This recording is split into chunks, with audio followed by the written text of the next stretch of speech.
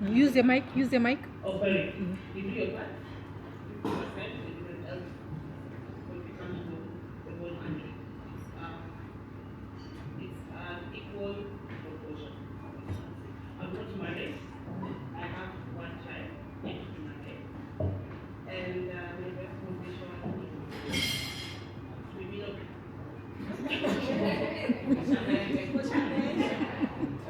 is Okay, I like the kind of advice you've given.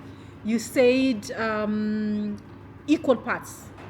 Thank you for saying that. It doesn't have to be 50-50, but it's equal parts. Okay, I think I'll take that. So now, because I'd not say this, I didn't want to interrupt and add on to what you say. But if I disagree with you, don't catch feelings.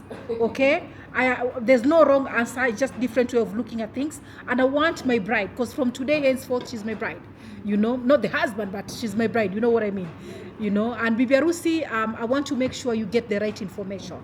Okay, I don't know whether I mentioned this when I came to talk to the couples, but this 50-50 thing, most of the time, it brings a lot of confusion.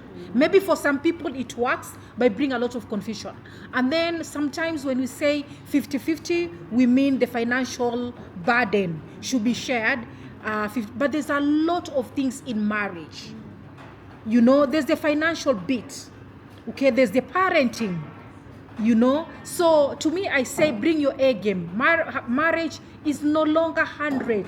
Before, mababu na mababu zetu, maybe the woman, the ideal situation was the woman stays at home, digs, gives birth to so many children who can help dig. The man brings more wives to get more children so they can dig, because that was one of the best way of feeding the family. But now you find Linda is a career person, So this thing of 50-50 doesn't work. Let's just say Linda go into this marriage knowing it takes the whole of you to make it work. And for your husband, also takes the whole of him to make it work. But there are some areas, just the fact that you're a woman, you bring in 99.9%. Like pregnancy. He can say we are pregnant, but are we really pregnant? No. Exactly. So there's some areas, the fact that gender is different here, he brings in almost 150% to make the 200, you bring in 50, and then there's some areas. So at the end of the day, you will figure it out. Because I can tell you, 29 years later in marriage, it's not the way we started. At some point, I was a typical coastal housewife. When I gave birth to my first child, I stayed home. I went home. Full salary, of course. We used to work together. Then I was working for him. There was too much confusion. Let's just say I went home to take care of the babies and I kept my salary because I had personal bills. Secretly, I was helping my family, so I needed to have money of my own. So at that time, bills and everything else was catered for. Right now, my family cannot ignore my salary. Which means when I'm out there making money, there's no way I'm running the home.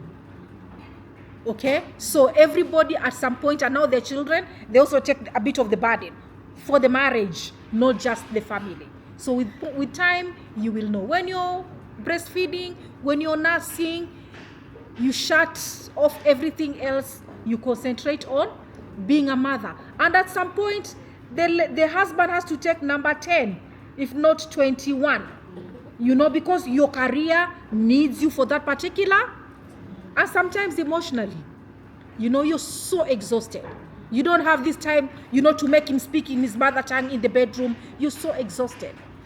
He should not be bitter because now you can't give him 100% because you also need time for yourself.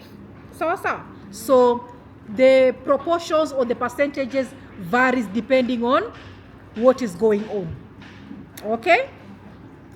Thank you, Dada Bibi Harusi. Next.